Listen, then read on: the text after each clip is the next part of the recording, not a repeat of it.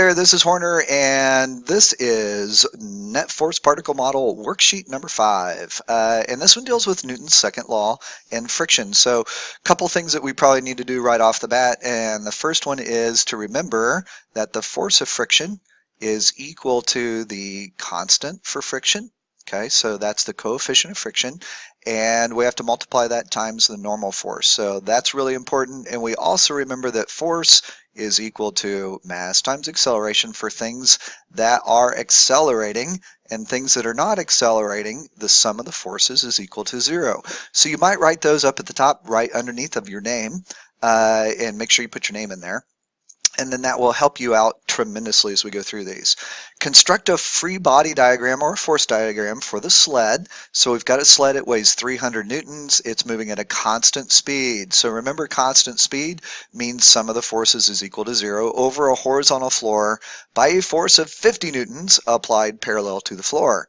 So let's go ahead and do our free body diagram. Straight down, we know that this is mg. Going straight up, this is going to be Fn. Going to the right is our applied force, so we're going to put FAPP.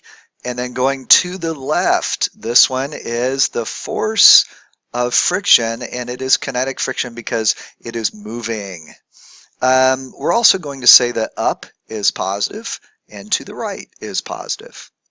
Let's go ahead and do a sum of the forces for this also. So for this one, we're going to say sum of the forces in the y direction is equal to 0. And because up is positive, we're going to do Fn minus mg is equal to 0. And that means that our normal force is equal to our weight. What is the number that we need for this? We see that it's 300 newtons, so that's already m times g. So the whole thing here is 300 newtons, and that would be our normal force. Alrighty, let's go ahead and do the sum of the forces in the x direction. Those, remember, it's moving at a constant speed, so our sum of the forces in the x direction are also 0.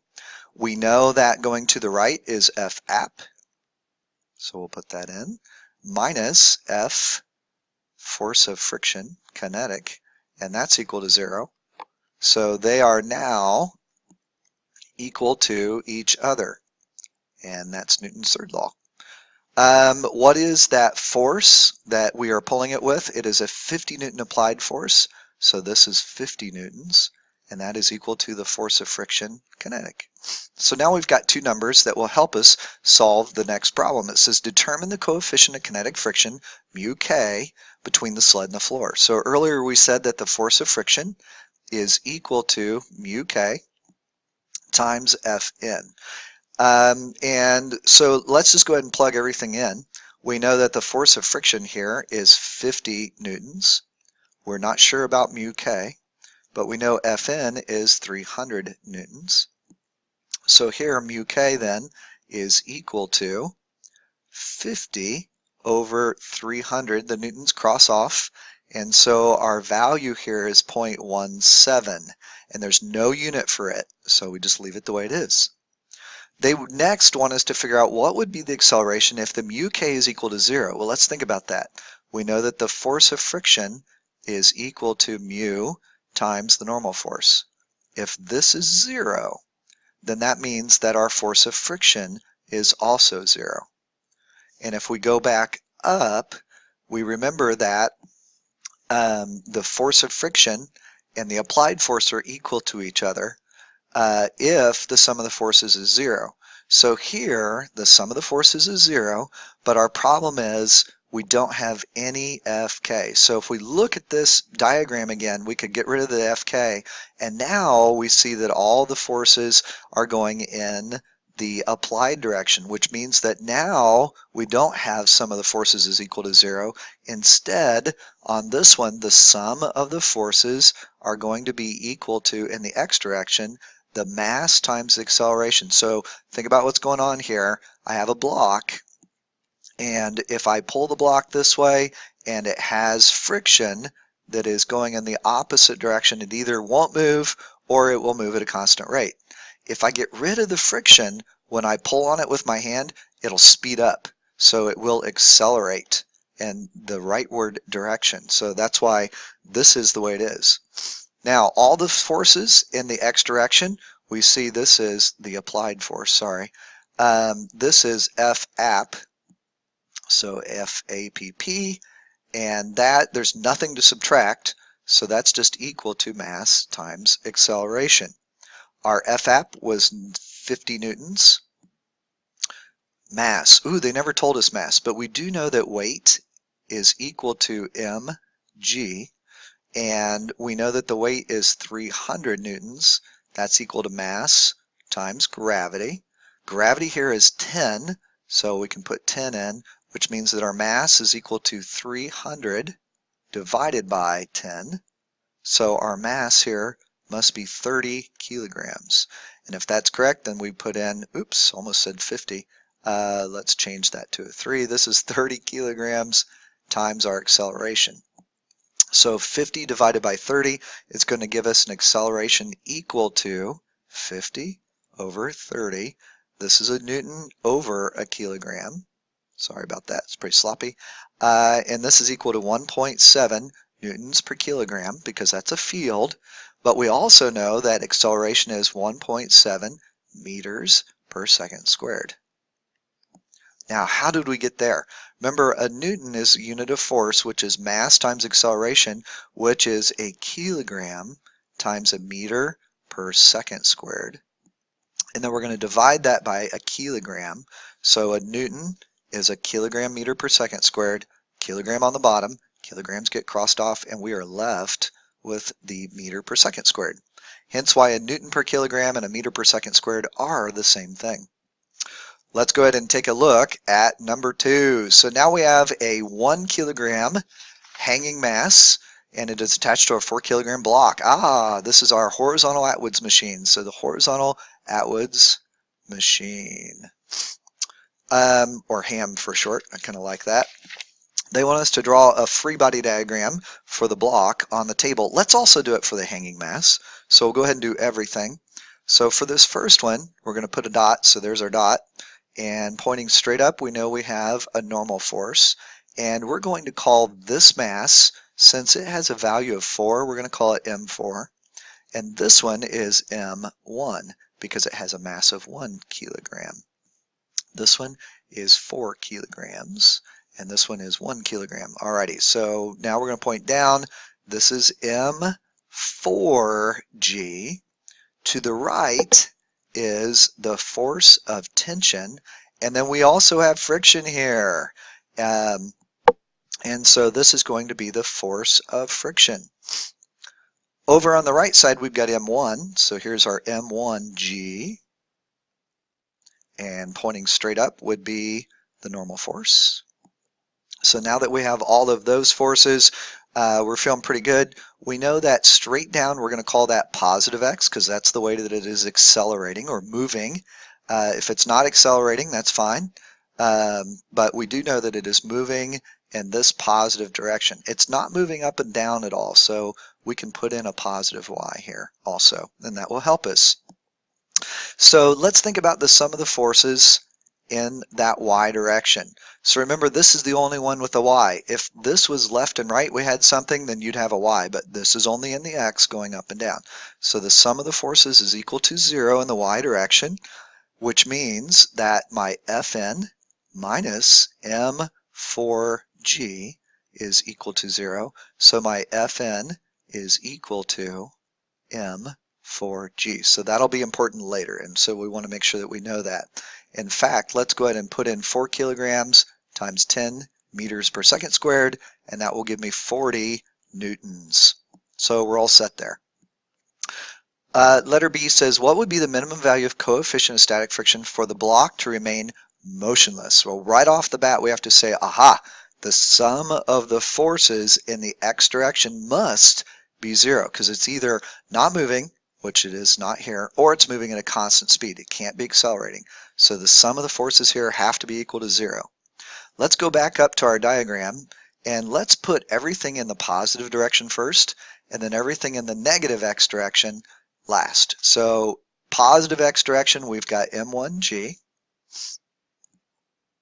plus nothing else positive here, positive here is Ft, and then everything negative. So F, whoops, I said N, and this is really Ft. Sorry, this is minus Ft, and then we are going to also subtract the force of friction. And so those are equal to 0.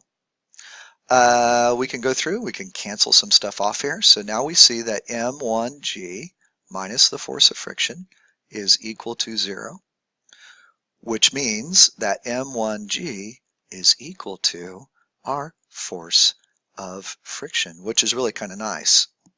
So what is the force of friction then?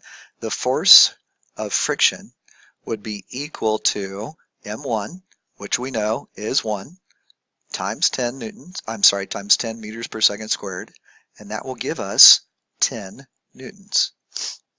Now that we've done that, we've got to find out what is the coefficient of friction. So that's what they wanted us to find. The coefficient of static friction, so this is static friction, is equal to mu s times our normal force. Earlier we said the normal force is 40, so there it is. So here we're going to put in our force of friction, which we said was 10 newtons. That's equal to mu s times Fn, which is 40 newtons. So our mu s then is equal to 10 over 40, or it is 0.25. And remember, there's no units on the coefficient of friction. For the last part, they say, okay, well, we're going to make the coefficient of kinetic friction 0.2. Well, if this is 0.2, we know that moving in the x direction, the sum of the forces in the x has got to be equal to ma. But it's not just ma, it is the mta, where t is equal to the total. So we have to do total mass here. So I'm going to move this up just a little bit. Well, no, we'll leave it. What is it that is going in the positive direction? So it's m1g, and it's going to be our same equation that we have here. But instead of sum of the forces is equal to 0, it's equal to ma. So we're going to do m1g plus ft, and then we subtract ft minus the force of friction, and this is kinetic friction this time. But remember, this one is equal to the total mass times acceleration, because it is accelerating. They told us it had to be. We'll go ahead and cross these things off. And now we're going to put some numbers in. So this is 1. We know that gravity is 10. We're going to subtract off the force of kinetic friction. So what is the force of friction? We said that was mu times Fn, and that's equal to the total mass, which is 1 plus 4, because it's the hanging mass plus the block, times acceleration. So this is our m1 times g, so this is 10. So this is 10 minus, remember they gave us this number, which is 0.2. And then our normal force, we remember from up here, is 40. So we'll put that guy in, is equal to 5 times a. So now we're going to do all of our math. And if you go through and do your math, you should end up with 0.4 meters per second squared, and that is equal to your acceleration. You can also go back, and if you just solve for a, it might make it a lot easier. This would be m1g minus mu times Fn all over the total mass, which is m1 plus m4 in this case. So then we could plug all our numbers in. This is going to give us 10 minus 0.2 times 40, and then we have 1 plus 4, plus 4, and that gives us our 5. So now we're going to get the same answer, which is 0.4 meters per second squared. So I think it's easier to do this. Other people think it's easier to just plug your numbers in. So those are the first two problems. Let's go ahead and take a look at number 3. We have a horizontal 100 Newton force applied to a 50 kilogram classmate. So make sure we see that this is force, this is mass, and the coefficient of kinetic friction, so we know that this is mu k is equal to 0.15. Draw a force diagram for this situation. So here we go. Straight down is mg, We know straight up for your classmate is Fn. We are pulling them or pushing them, and this is force applied. And then in this direction is our force of friction, which is kinetic. Let's say up is positive y, to the right is positive x. And let's go ahead and do all of the sums of the forces here. So this thing is not accelerating yet, okay, because we're just sitting still. And it will accelerate in part B. So in part A, let's just do some of the forces in the y. And we always do some of the forces in the y first because we know it's not accelerating in that direction, and this will give us our normal force. So Fn is our positive thing, minus mg, and that is equal to 0. So we know Fn is equal to mg. Fn then is equal to 50 times 10, and that gives us 500 newtons, which is super important. The other thing that we need to do here is let's find the force of kinetic friction. Since we already know the normal force, our force of kinetic friction is equal to mu k, and they give us mu k is 0.15 times the normal force, which we already know is 500 newtons. So we're going to say this is equal to 0.15 times the normal force, and our normal force here is 500. And so if we multiply those two together, we end up with 75 newtons. So now we're set. Let's find the acceleration. Since we are pushing them or pulling them, and we know that they're accelerating, this is sum of the forces is equal to ma. Notice we don't have mt here because we don't have a connected system. That we're worried about both masses because one of them is hanging. So this one we're just going to do this, and we know that in the positive direction is Fap, and the negative direction is the force of friction kinetic, and that is equal to ma. So let's rearrange this for A. A is equal to Fap minus the force of friction kinetic.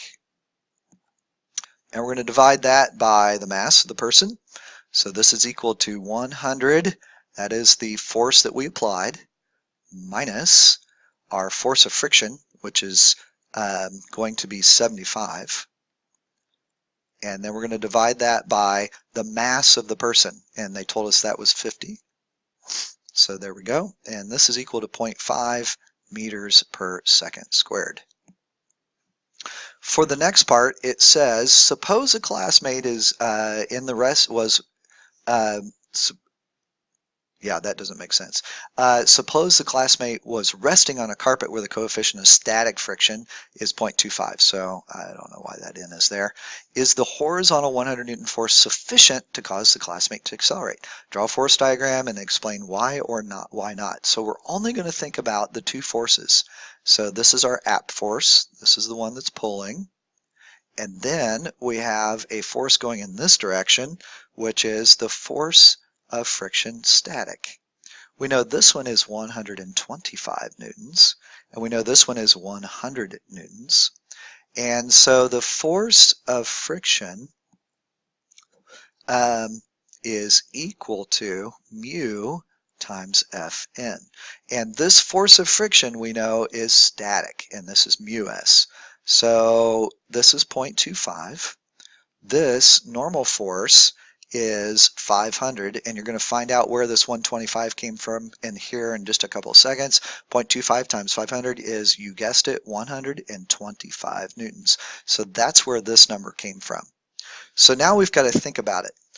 Is our applied force, okay, is that going to be greater than the force of static friction? Is it greater than the force of static friction? So the applied force is 100 newtons. The force of friction is 125. So this is 100, and this is not. It is not equal, and it is not greater than. So it is not greater than the force of friction, which we said, was 125 newtons. So because this is smaller than this, then they cannot move. No movement. It cannot move. Cool. Let's move on to number 4. When 15 newtons of force is applied to a 0.5 kilogram book pushed against the wall, it keeps it from sliding down the wall. So what they would like for us to do is make a force drawing for the book, include the amount of each force. So I'm going to do it here, and then I'm also going to do it over here. So I know that right here, kind of pushing up, there's got to be a force because I also have a force down, and that force down is mg. So what's the force up? Well, it's attached to the wall. You'd think it's a normal force, but it's not. It's actually the force of friction, which is related to the normal force. The normal force comes out this way because all the normal force is a contact force. It just touches something, and then we've got an applied force that we're using to push it against the wall. So let's clean this up.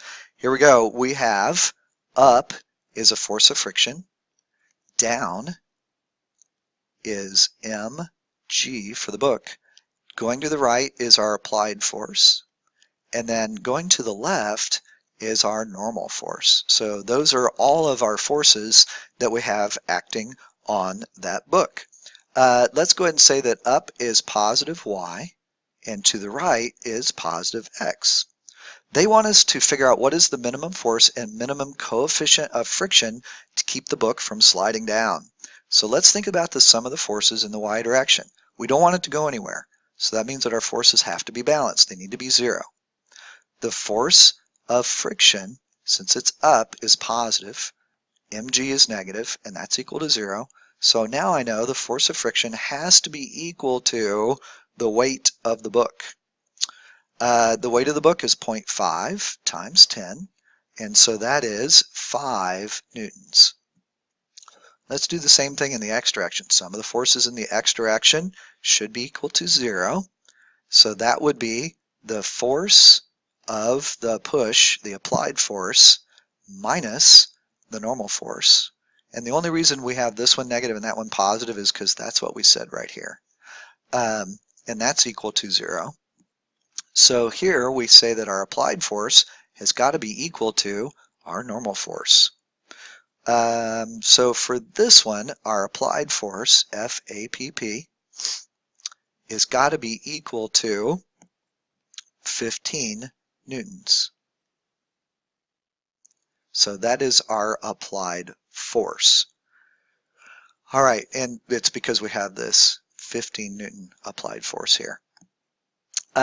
So next thing we need to do is say, oops, that's actually backwards. So we know that the applied force is 15, so that makes our normal force also equal to 15 because they are equal. Sorry about that. Alrighty, here we go. Last thing we need to do is find the coefficient. So the force of friction is equal to mu times Fn, and recognize this is a static friction. So the force of friction is 5. We found that over here.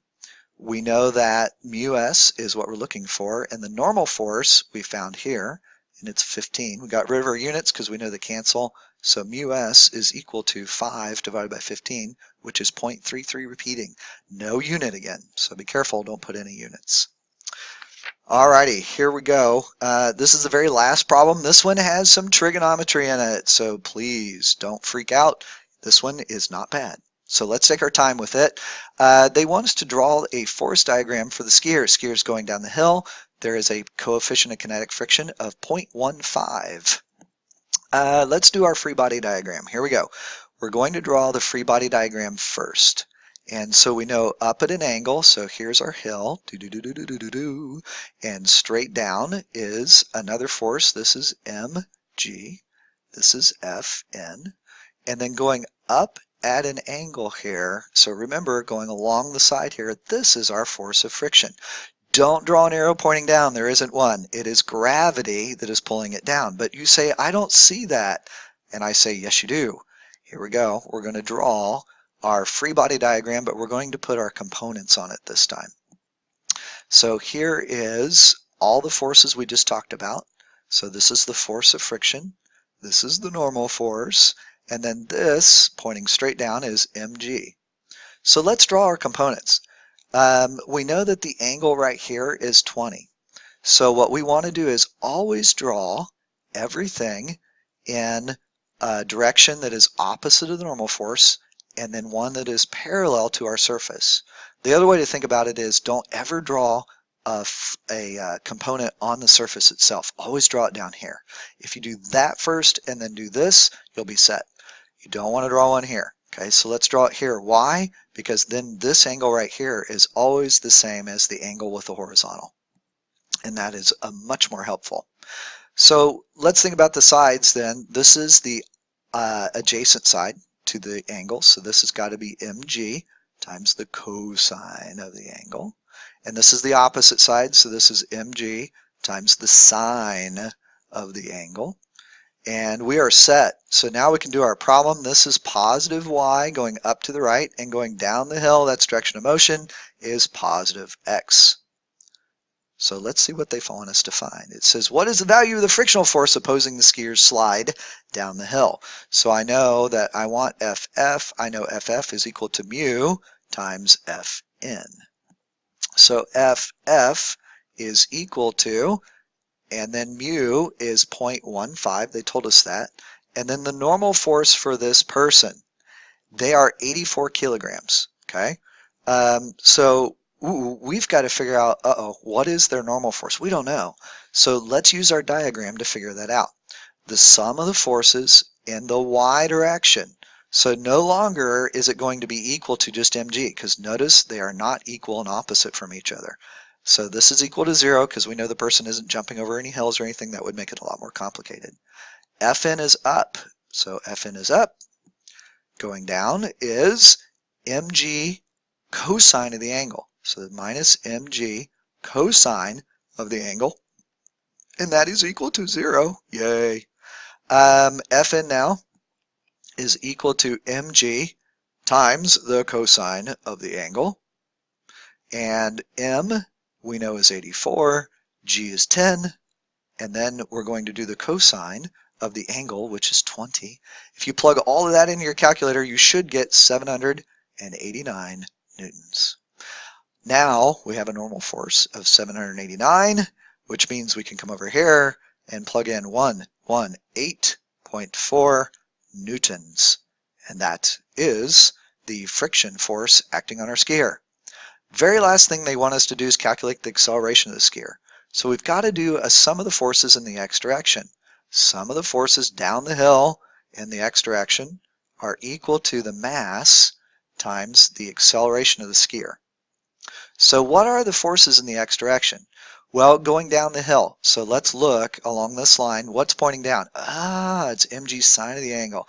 Mg sine of the angle is pointing down the hill. What's pointing up the hill? That's right, you're correct. It is friction.